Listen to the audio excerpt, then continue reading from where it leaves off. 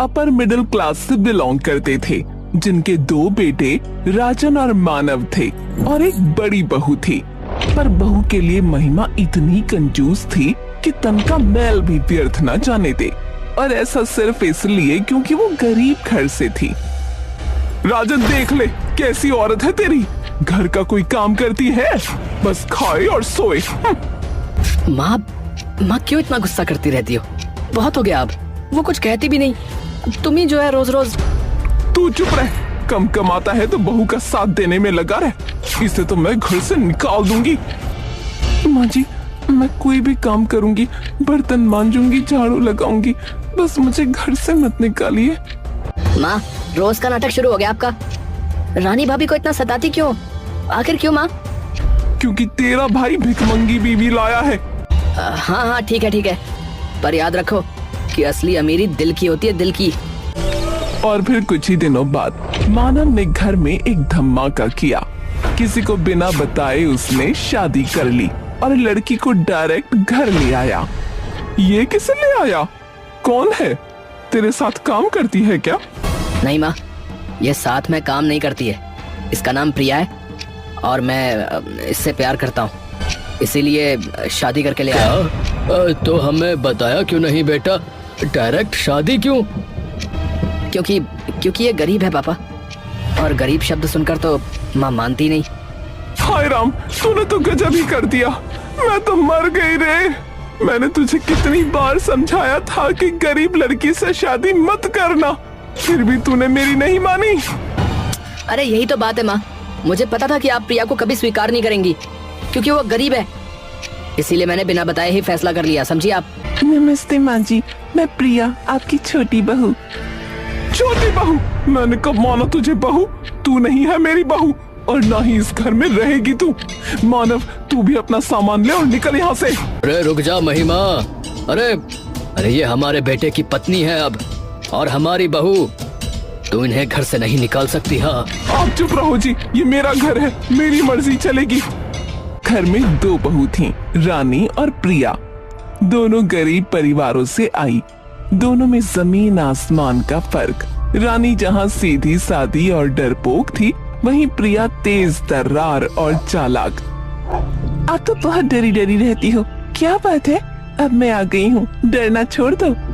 पता नहीं तुम इतनी बहादुर कैसे हो, मैं तो बहुत डरती हूँ माँ जी से। महिमा ने पहले दिन से ही कंजूसी के हथियार उठा लिए। रसोई में सामान पर कब्जा और बहुओं को बासी रोटियां गिन गिन कर देना। माँ, 1 रोटी और इतनी सी दाल, मुझे तो भूख लगी है। रानी भाभी को तो देखो, खैर वो कम खाती हैं, पर मैं उनकी जैसी नहीं हूँ, मुझे पेट भर के खाना चाहिए। क्या कहा? बहुत बढ़िया है खाने वाली, जैसे तेरे पिता के घर में खाने को कुछ था। माँ, पिता के घर में जितना खाना मिलता था उससे 2 गुना ज्यादा घर में नहीं खाया, क्योंकि आप देती ही कम है।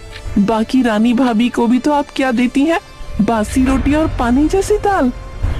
तुझे मेरे घर में रहना है तो मेरी बात माननी पड़ेगी। प्रिया, तुम मेरे लिए खड़ी हो रही हो। भाभी, अब तुम अकेली नहीं हो, और माँ आप देख लेना, मैं अपने अधिकार लेकर रहूंगी।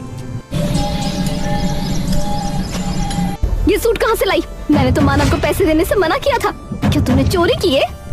माँ, ये आपको बताना जरूरी नहीं है। बताना जरूरी नहीं है? मैं तेरी सास हूँ, अगर सच नहीं बताया तो मैं समझूंगी कि चोरी की है। माँ, जो सोचना है सोचो, जो कहना है कहो, मुझे कोई फर्क नहीं पड़ता। और हाँ, अगर आपको लगता है कि मैं रानी भाभी की तरह डर जाऊंगी तो आप गलत हैं। तुम्हें माँ जी से ऐसे बात नहीं करनी चाहिए। भाभी, जब तक तुम डरती रहोगी तब तक ये तुम्हें दबाती रहेंगी। अब देखो मैं कैसे बदलती हूँ ये तस्वीर। महिमा एक दिन थक कर बैठ गई। मनोज ने देखा तो वो भी हंस पड़े। अरे महिमा, देखा, तेरी कंजूसी का जवाब मिल गया तुझे। प्रिया तो तुझसे भी तेज निकली भाई। चुप रह, मैं अभी हारी नहीं, अभी दिखाती हूँ कैसे मैं इन दोनों को इतना परेशान करूंगी कि दोनों मुझसे माफी मांगेंगी। माँ, माफी तो आपको मांगनी पड़ेगी, और वो भी दिन दूर नहीं है। माँ जी, अब तो आप देख ही लीजिए, प्रिया ने सही कहा, तुम सब मिलकर मेरे खिलाफ हो गए हो। नहीं माँ, हम आपके खिलाफ नहीं, आपकी कंजूसी के खिलाफ हैं। ये बताइए कि फ्रिज का ताला कब हटेगा? देख लूंगी तुझे। जी देख लीजिएगा, पर याद रखना आंखें खुलने में देर नहीं लगेगी। महिमा का धैर्य अब पूरी तरह जवाब दे गया। प्रिया की हर चाल पर वो बुरी तरह फेल हो रही थी। उसने सोचा अब चोरी का इल्जाम लगाकर ही प्रिया को बदनाम करूंगी।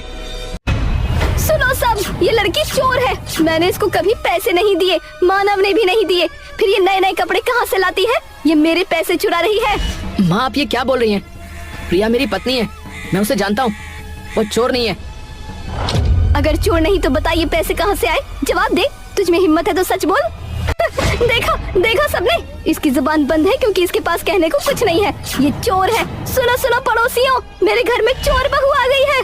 पूरी इज्जत मिट्टी में मिला रही है। आप लोग भी सावधान रहना, कहीं ये आपके घर में भी चोरी न कर ले। महिमा ने सोचा था कि प्रिया डर जाएगी, लेकिन प्रिया तो और आगे बढ़ गई। एक दिन प्रिया ने रानी को एक बहुत सुंदर सूट गिफ्ट किया। ये क्या रानी, तुझे कौन दे रहा है ये सूट?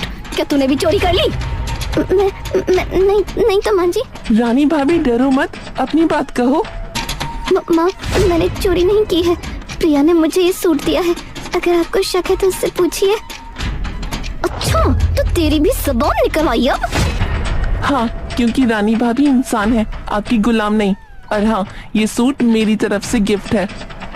अब आप मुझ पर चोरी का इल्जाम लगाइए या कुछ और, मुझे डर नहीं लगता। बहुत अच्छा। और रानी तू भी अब इसके साथ हो गई। माँ, प्रिया ने मुझे पहली बार बराबर का हक दिलाया है। मैं अब डरूंगी नहीं। देख लूंगी तुझे, देख लूंगी। कुछ ही दिनों बाद राजन बहुत उदास चेहरे के साथ घर आया। उसकी नौकरी चली गई थी। महिमा को जैसे बिजली गिरी।